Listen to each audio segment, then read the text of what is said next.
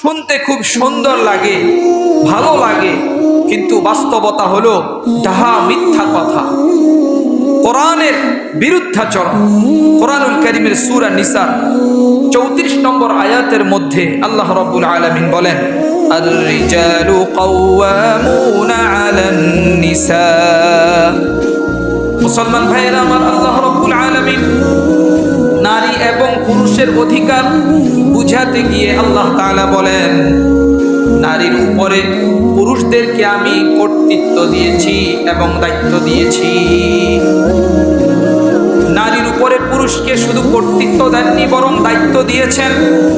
কর্তৃত্ব হলো পাওয়ার, শাসন ক্ষমতা, আর দায়িত্ব হলো জবাবদিহিতা। যদি আল্লাহ তাআলা বলতেন, ও দুনিয়ার মানুষেরা, আমি নারীর উপরে পুরুষকে শুধু কর্তৃত্ব দিয়েছি, তাহলে সমাজের নারীরা জুলুমের শিকার হওয়ার সম্ভাবনা বেশি ছিল।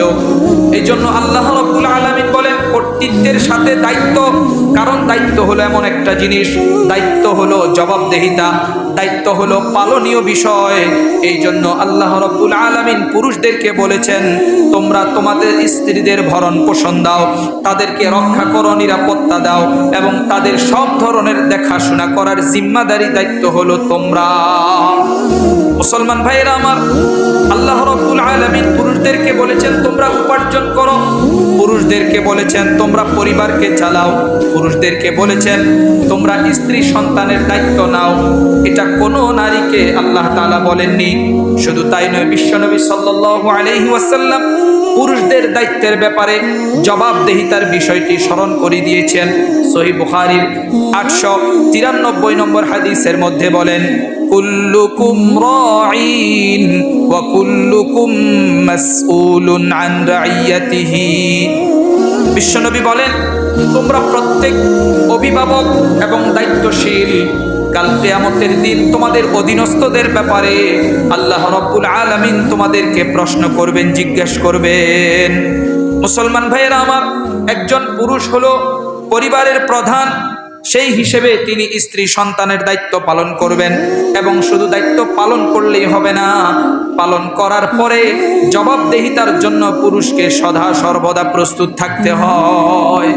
আপনি কোনো রকম 9-6 দিয়ে সন্তান স্ত্রীদেরকে লালন পালন করবেন না, এটা চলবে না। আল্লাহ তাআলা এই কথা মনে করিয়ে দিয়েছেন, হে পুরুষেরা, সন্তান স্ত্রী তোমার দায়িত্ব, তোমার আমানত। কাল কিয়ামতের দিন ন্যূনতম যদি দায়িত্বে অবহেলা করো, তোমাকে প্রশ্নের সম্মুখীন করা হবে।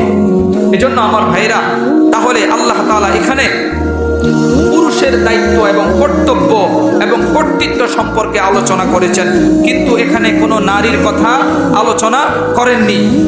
পুরুষকে বলেছেন খরচ দাও, উপার্জন করো, তাদেরকে চালাও, পরিচালনা করো, ভরণ পোষণ দাও। আর নারীকে বলেছে তুমি ঘরে নিরাপদে থাকো। সুবহানাল্লাহ, আসতে বলবেন না। তুমি ঘরে নিরাপদে থাকো, শান্তিতে থাকো। কিন্তু আজকে আধুনিকতার নামে ইসলাম যেখানে নারী এবং পুরুষের মধ্যে ন্যায্যতা দিয়েছে, আর আধুনিকতা এসে কি করলো, নারীকে বলল তোমরা ঘরে সাজুগুজু করে থাকো, পুরুষের খেদমত করো, আবার বাহিরেও তোমরা কাজ করো। তাহলে তাদের দায়িত্ব দিয়েছে কয়টা? 2টা। আর ইসলাম দায়িত্ব দিয়েছে কয়টা? ইসলাম নারীকে শুধু ঘরের ভিতরে দায়িত্ব দিয়েছে, আর আধুনিকতা এসে নারীকে দায়িত্ব দিয়েছে 2টা, ঘর সামলাও এবং বাহির সামলাও। ঘরে স্বামী সন্তান সামলাও, বাহিরে বসকে সামলাও। আছে না নাই বলেন? তাহলে ইসলাম কি জুলুম করলো? না বর্তমান আধুনিকতার নামে শয়তানের ষড়যন্ত্র চক্রান্ত নারীর উপরে জুলুম করলো? শয়তানের চক্রান্ত ষড়যন্ত্র নারীর উপরে জুলুম করলো। মুসলমান ভাইয়ের আমার, তাহলে আল্লাহ তাআলা কোরআনুল কারীমের এই আয়াতের মাধ্যমে নারীর দায়িত্ব কি, পুরুষের দায়িত্ব কি, আল্লাহ তাআলা ভাগ করে দিয়েছেন। সুবহানাল্লাহ, আসতে বলবেন না। মুসলমান ভাইরা আমার, এবার আসুন, তারপরে আল্লাহ রাব্বুল আলামিন শুধু কি তাদেরকে মর্যাদা দিয়েছেন, তাদেরকে দায়িত্বের ক্ষেত্রে অধিকার দিয়েছেন? না, তাদের সম্পদের ক্ষেত্রেও আল্লাহু আকবার তাদেরকে অধিকার দিয়েছেন। কোরআনুল কারীমের সূরা নিসার 11 নম্বর আয়াতে কি বলেন শুনেন। আল্লাহ রাব্বুল আলামিন বলেন, ইউসিকুমুল্লাহু ফি আওলাদিকুম লিযযাকারি মিসলু হাজ্জিল উনসায়াইন। আল্লাহ রাব্বুল আলামিন সকল মা বাবাদেরকে বলছেন, আমি তোমাদেরকে তোমাদের সন্তানদের ব্যাপারে নির্দেশ দিচ্ছি। আমি তোমাদেরকে তোমাদের সন্তানদের ব্যাপারে নির্দেশ দিচ্ছি। আল্লাহ তাআলা বলেন, এক ছেলে যেই পরিমাণ সম্পদ পাবে, দুই মেয়ে সেই পরিমাণ সম্পদ পাবে। সুবহানাল্লাহ। মুসলমান ভাইয়েরা আমার, আপনি আমাকে প্রশ্ন করতে পারেন, এখানে তো মেয়েকে ঠকানো হয়েছে, কারণ বাহ্যিক দৃষ্টিতে তাই তো দেখা যায়। একজন ছেলে যেই পরিমাণ সম্পদ পাবে, দুই মেয়ে মিলে সেই পরিমাণ সম্পদ পাবে। এই জন্য নাস্তিকরা বলে আল্লাহ নাকি এখানে ভুল করেছে, আল্লাহ নাকি নারীকে ঠকিয়েছে, পুরুষকে জিতিয়ে দিয়েছে। মুসলমান ভাইয়েরা আমার, খুব মনোযোগ সহকারে শুনবেন। একজন ছেলে পরিবারের খরচ চালায়, স্ত্রীর খরচ চালায়, সন্তানের খরচ চালায়, মা বাবাকেও খরচ দিতে হয়। আমি আপনাদেরকে প্রশ্ন করতে চাই, কোনো মেয়ের কি স্বামীকে খরচ দিতে হয়? দিতে হয় না। এমন বহু পুরুষ আছে এত আত্মমর্যাদাশীল, স্ত্রীর ইনকাম থেকে পর্যন্ত 4 আনা পর্যন্ত খরচ করে না। আছে না নাই? বহু পুরুষ আছে স্ত্রী ইনকাম করে, স্ত্রীর ইনকাম থেকে 4 আনা পর্যন্ত খরচ করে না। সন্তানের পিছনে কোনো কারণে যদি স্ত্রী খরচ করে, এমনও স্বামী আছে স্ত্রীর ওই টাকাটা ঋণ মনে করে পরবর্তীতে এটা দিয়ে দেয়, কারণ এই সন্তানের দায়িত্ব আমার উপরে, আমি তার খরচ করব, তোমার খরচ করার দরকার নেই, তুমি যেটা খরচ করেছো ধরো এটা তুমি নিয়ে নাও। এমন বহু পুরুষ আছে এই সমাজের ভিতরে। তাহলে আমার ভাইরা, তাহলে কোনো নারীকে ইসলাম বলেনি যে স্বামীর খরচ তুমি চালাও, সন্তানের খরচ তুমি চালাও, পরিবারের যত ধরনের দায়িত্ব আছে আর্থিকভাবে এগুলো তুমি চালাও। ইসলাম এই কথা নারীকে বলেনি, কিন্তু পুরুষকে বলেছেন যে তুমি নারীর খরচ চালাও, স্ত্রীর খরচ চালাও, পরিবারের খরচ চালাও। তাহলে এই ক্ষেত্রে নারীর যেহেতু খরচের কোনো খাতা নেই, তাহলে সে যদি সম্পদ পায় সে কি ঠকলো না জিতলো? ধরুন আপনার কাছে 10 টাকা আছে আর আমার কাছে আছে 20 টাকা। ধরুন আপনি নারী, আমি পুরুষ, আপনার 10 টাকা রয়ে গেল আর আমার 15 টাকা থেকে খরচ করতে করতে 2 টাকা রইল। বলেন তো নারী জিতলো না পুরুষ জিতলো? নারী তো জিতলো। নারীর তো কোনো খরচ নাই, বাবার সম্পত্তি থেকে যতটুক পায় এতটুক তো তার রিজার্ভ থাকে, থেকেই যায়। কিন্তু পুরুষের তো থাকে না। পুরুষের তো এই খরচের, তারপরে ব্যয়ের যে খাতা, এটা তো বাড়তেই থাকে, দিন যত যায় ততই বাড়তেই থাকে, কিন্তু নারীর খরচের খাতা বৃদ্ধি পায় না। তাহলে ইসলাম এখানেও নারীর অধিকার দিয়েছে সম্পদের ক্ষেত্রে। একজন পুরুষ যেই পরিমাণ সম্পদ পাবে, কিন্তু সেটা যোগ হবে খরচ সহ, আর 2 জন নারী মিলে একজন পুরুষের সমান খরচ পাবে মাইনাস খরচ ছাড়া। বুঝে আসছে কথাটা? তাহলে বলেন তো ইসলাম কি ঠকিয়েছে না জিতিয়েছে নারীকে? এবার আসেন, তারপরে আল্লাহ তাআলা কোরআনুল কারীমের এই সূরার 12 নম্বর আয়াতের মধ্যে বলেন স্ত্রীদের ব্যাপারে,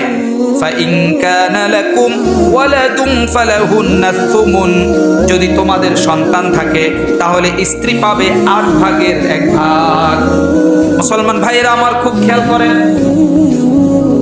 একজন স্ত্রী যখন কোনো স্বামীর কাছে বিবাহ বন্ধনে আবদ্ধ হয়, স্বামীর কাছ থেকে সে কাবিনের টাকাটা সম্পূর্ণভাবে পাবে, এটা তার অধিকার, এটা তার হক, দিতেই হবে। মাপ চাওয়াচাওয়ির বিধান ইসলামের মধ্যে নেই। কারণ হলো এটা নারীর অধিকার, অধিকার দিয়ে দিতে হয়। অধিকার কি করতে হয়? দিয়ে দিতে হয়। আমাকে মাফ করে দাও বা এই জাতীয় শব্দ কোনো পুরুষের জন্য বলা ঠিক নয়। কোনো পুরুষের জন্য বলা কি নয়? ঠিক নয়। আপনি আপনার স্ত্রীর কাবিনের টাকা দিয়ে দিবেন, পরিশোধ করে দিবেন। স্ত্রী যদি নিজ থেকে সেটা খরচ করে পরিবারের ব্যাপারে, উত্তম, ভালো। আর যদি না করে, সেখানে হস্তক্ষেপ করার অধিকার আপনার স্বামীর নাই। কিসের আবার মাপ চাওয়া চাওয়ি? আমাদের সমাজে আছে যে হুজুর, স্ত্রী যদি কাবিনের টাকা মাফ করে দেয়, এটা কি তাহলে ঠিক হবে? আরে ভাই, সব মাপ কি ঠিক হয় নাকি? জোরে একটা থাপ্পড় মারলেন একজনকে, মারার পরে এত ব্যথা পাইলো, তারপরে আপনি বললেন সরি। এখন সে সামাজিকতা রক্ষার্থে অথবা কোনো কারণে বললো আচ্ছা ঠিক আছে, আচ্ছা বলেন তো ব্যথা কি কমে যাবে? যে ব্যথাটা সে পেয়েছে এখান থেকে কোনো কনসিডার হবে নাকি? বুঝার চেষ্টা করুন, এটা তার হক, এটা তার অধিকার। এখানে মাপ চাওয়া চাওয়ির কোনো বিষয় নেই। তার অধিকার তার হস্তগত করার পরে সে যদি আল্লাহর জন্য, পরিবারের জন্য খরচ করে, উত্তম, কোনো অসুবিধা নেই। কিন্তু আপনি জোর করতে পারবেন না। মনে থাকবে তো মাসআলা? এবার আসেন, তাহলে কোনো স্বামী যদি তার স্ত্রীকে বিবাহ করে, স্বামীর থেকে সম্পদ পাবে, স্বামীর থেকে কাবিনও পাবে, আবার বাবার ওয়ারিশ সূত্রে সম্পদ পাবে একজন নারী। তাহলে নারী কয়টা সম্পদের মালিক হইল? 3টা। আরেকটা আছে, সামনে বলবো।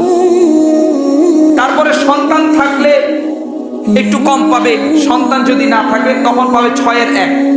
তখন পাবে 6-এর কত? 1। সন্তান থাকলে পাবে 8-এর 1, আর সন্তান না থাকলে পাবে কত? 6-এর 1। এরপরে আসেন, এবার আল্লাহ তাআলা না, যদি সন্তান থাকে তাহলে 8-এর 1 পাবে, আর যদি সন্তান না থাকে তাহলে 4 ভাগের 1 ভাগ পাবে, আরো বেশি পাবে। আমি তো ভুল বলছি, 6-এর 1 না, 4-এর 1। তারপরে মায়ের ব্যাপারে আল্লাহ তাআলা কি বলেন? ফালি উম্মিহি সুদুস, আর মা পাবে 6 ভাগের 1 ভাগ। মা পাবে 6 ভাগের কত? 1 ভাগ। একজন ব্যক্তি মারা গেল, রেখে গেল স্ত্রী, রেখে গেল সন্তান, রেখে গেল মা। কয়জনকে রেখে গেল? 3 জনকে। স্ত্রীকে রেখে গেল, সন্তানকে রেখে গেল, মাকে রেখে গেল। তাহলে এই মা ওই সন্তানের সম্পদ থেকে কত পাবে? 6 ভাগের 1 ভাগ। তাহলে বাবার সম্পত্তি থেকে পেল, স্বামীর কাবিনটা পেল, কাবিনের যে অর্থ সেটা পেল, স্বামীর থেকে সম্পদ পেল, আবার সন্তান মারা গেলে সন্তান থেকেও সম্পদ পাবে। তাহলে একজন নারী কয় দিক থেকে সম্পদ পায়? আর বলেন তো পুরুষ কয় দিক থেকে পায়? বলেন কয় দিক থেকে পায়? তাহলে ইসলাম কি পুরুষকে ঠকিয়েছে? এটা কি বলা হবে না? না, এটা বলা হবে না, বরং এটা হচ্ছে ন্যায্যতা।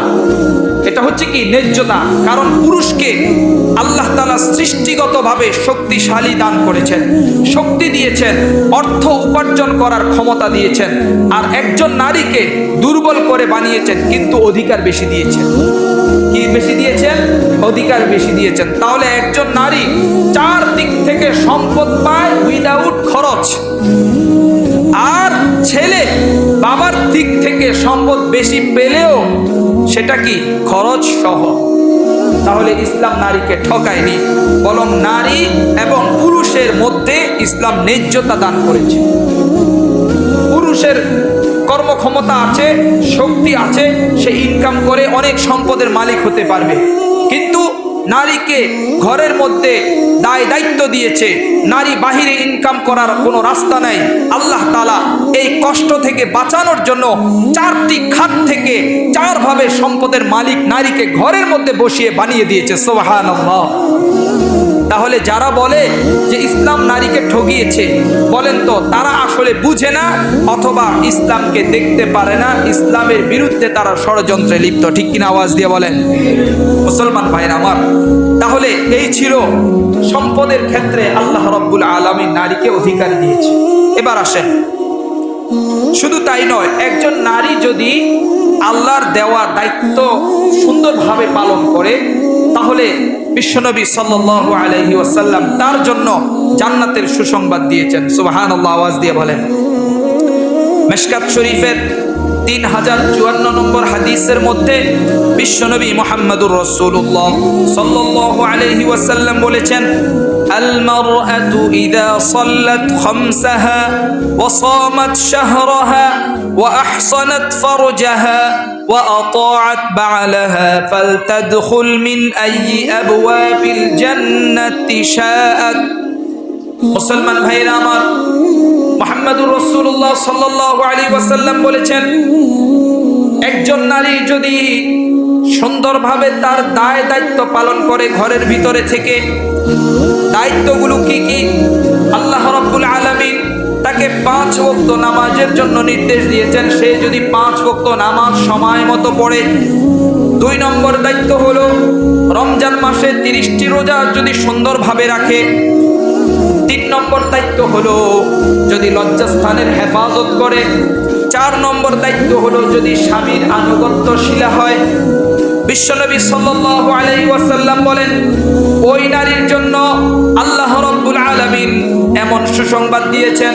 বিশ্বনবী বলেন, ফালতাদখুল মিন আইয়ি আবওয়াবিল জান্নাতি শাআত, জান্নাতের যেই কোনো দরজা দিয়ে ওই নারী প্রবেশ করতে চায় সে প্রবেশ করতে পারবে। সুবহানাল্লাহ। শুধুমাত্র 4টি দায়িত্ব যদি একজন নারী পালন করে, কত সহজ করে দিয়েছে আল্লাহ রাব্বুল আলামিন নারীর জন্য জান্নাতকে। তারপরেও যদি কোনো নারী চিন্তা করে যে আল্লাহ তাকে ঠকিয়েছে, তাহলে আমার মতে এর চেয়ে বড় নাফরমান এই পৃথিবীর ভিতরে আর কেউ নেই, ঠিক কিনা? আর কেউ হতে পারে না। এত সহজ করে দিয়েছে। কিন্তু আমরা যারা পুরুষ আছি আমাদের জন্য কিন্তু জান্নাতের রাস্তা এত সহজ না। মুসলমান ভাইয়েরা আমার, তাহলে এই ছিল কোন নারী যদি সঠিকভাবে দায়িত্ব পালন করে তার জন্য জান্নাতের সুসংবাদ। এখন আপনারা প্রশ্ন করতে পারেন, আল্লাহ রাব্বুল আলামিন নারীকে এত মর্যাদা দিয়েছেন, এত অধিকার দিয়েছেন, এখন এই মর্যাদা এই অধিকার রক্ষা করবে কিভাবে? সেই কথাও আল্লাহ তাআলা কোরআনুল কারীমের মধ্যে বলে দিয়েছেন। আল্লাহ তাআলা এই সম্মান এই মর্যাদা রক্ষার জন্য অনেক আদেশ করেননি, একটি আদেশ করেছেন। কয়টি আদেশ করেছেন? একটি আদেশ করেছেন। সেই আদেশটির নাম হচ্ছে পর্দা করা। বলেন সেই আদেশটির নাম কি? আপনার স্ত্রী যদি স্ত্রীর মর্যাদা পেতে চায়, মায়ের মর্যাদা পেতে চায়, বোনের মর্যাদা পেতে চায়, কন্যার মর্যাদা পেতে চায়, তাহলে একটা মাত্র পথ, সেটা হচ্ছে আল্লাহর হুকুম, আল্লাহর বিধান পর্দার ভিতরে থাকতে হবে। পর্দার বাহিরে গেলে একজন মাকে একটা পণ্যের বিজ্ঞাপন বানিয়ে দেওয়া হবে। পণ্যের মোড়কের ভিতরে তাকে ছবি দেওয়া হবে, ব্যানারে তার ছবি দেওয়া হবে, সোশ্যাল মিডিয়া তাকে উপস্থাপন করা হবে। আচ্ছা বলেন তো, যেই জিনিসটা খুব বেশি পাওয়া যায় তার দাম বেশি না তার দাম কম? কম। আচ্ছা বলেন তো, এই যে স্বর্ণ, এটা কি দামি জিনিস না কম দামা জিনিস? দামি জিনিস। এটা কি রাস্তাঘাটে পাওয়া যায়? হ্যাঁ, এরা এই গলিতে গলিতে গলিতে পাওয়া যায় নাকি? এখন স্বর্ণ যদি বলে আমি মানি না, মানব না, আমাকে সিন্ধু থেকে বের করুন, আমি সিন্ধুর ভিতরে থাকতে চাই না, আমি আলমারির ভিতরে থাকতে চাই না, আমি গোপনে থাকতে চাই না, আমি রাস্তায় বের হতে চাই, তাহলে স্বর্ণের দাম কমবে না বাড়বে? কমবে। তার মর্যাদা থাকবে না। নারী জাতি হচ্ছে স্বর্ণের চেয়েও দামি। সুবহানাল্লাহ। তাদেরকে এই জন্য বলা হয়েছে আল মারআতু আওরা, নারী হচ্ছে লুকায়িত জিনিস, সে গোপনে থাকবে। যেই নারী যত নিজেকে লুকিয়ে রাখবে তার মর্যাদা তত বেশি, তার মর্যাদা তত বেশি। তাহলে এই সম্মান এই মর্যাদা ধরে রাখতে হলে আল্লাহ তাআলার একটা বিধান, সেটা হলো পর্দা। এই পর্দা পালন করতে হবে। কোরআনুল কারীমের সূরা আহজাবের 33 নম্বর আয়াতের মধ্যে আল্লাহ রাব্বুল আলামিন বলেন, ওয়াকরনা ফি বুয়ুতিকুন্না ওয়ালা তাবাররাজনা তাবাররুজাল জাহিলিয়াতিল উলা। মুসলমান ভাইরা আমার, আল্লাহ রাব্বুল আলামিন বলেন, হে নারী জাতি, তোমরা যদি তোমাদের মর্যাদা ধরে রাখতে চাও তাহলে তোমাদেরকে যে কাজটা করতে হবে সেই কাজটা হলো পর্দার বিধান তোমাদের ব্যক্তি জীবনে প্রতিষ্ঠা করতে হবে। আল্লাহ রাব্বুল আলামিন বলেন, তোমরা নিজেদেরকে ঘরের মধ্যে অবস্থান করো, তোমরা নিজেরা ঘরের মধ্যে অবস্থান করো। তোমরা জাহিলিয়াতের যুগের মতো বাহিরে যেও না। জাহিলিয়াতের সময় নারীরা সেজে গুজে বাহিরে বের হতো। এই জন্য আল্লাহ রাব্বুল আলামিন এই আয়াত নাজিল করে দিলেন, খবরদার খবরদার, তোমরা নারী জাতি ঘরের বাহিরে যেও না। সাজু গুজু করে, অন্যের দৃষ্টির আকর্ষিত করে, অন্যকে আকর্ষণ করে তোমরা গুনাহের কাজে লিপ্ত হইও না। মুসলমান ভাইয়েরা আমার, পর্দা এটা কোনো নারীকে বন্দী করে রাখা নয়, বরং পর্দাটা হলো একজন নারীর মর্যাদা রক্ষা করা। স্বর্ণকে বন্দী করে রাখা হয়, গোপনে রাখা হয়, স্বর্ণের দোকানগুলো হাই সিকিউরিটির মাধ্যমে রাখা হয়। প্রশ্ন করতে পারেন কেন? কারণ স্বর্ণের দামটা বেশি, স্বর্ণকে পর্দা করানো হয়, লুকিয়ে রাখা হয়। এটা তাকে বন্দী করে রাখা হয় না, বরং তার মর্যাদা, তার সম্মান রক্ষা করা হয়। একজন একজন নারী পর্দা করবে কেন? বলে তার মর্যাদা রক্ষা করার জন্য তাকে পর্দা করতে হবে, কারণ তার সম্মান, তার মর্যাদা পৃথিবীর সব কিছুর চেয়ে বেশি।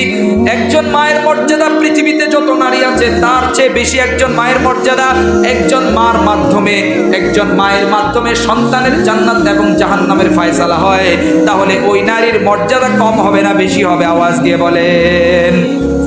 মুসলমান ভাইয়েরা আমার, কোরআনুল কারীমের সূরা আহজাবের 59 নম্বর আয়াতের মধ্যে আল্লাহ রাব্বুল আলামিন আরো বলেন, ইয়া আইয়ুহান নাবিয়্যু কুল লিআজওয়াজিকা ওয়া বানাতিকা ওয়া নিসাইল মুমিনিনা ইউদনিনা আলাইহিন্না মিন জালাবিবিহিন।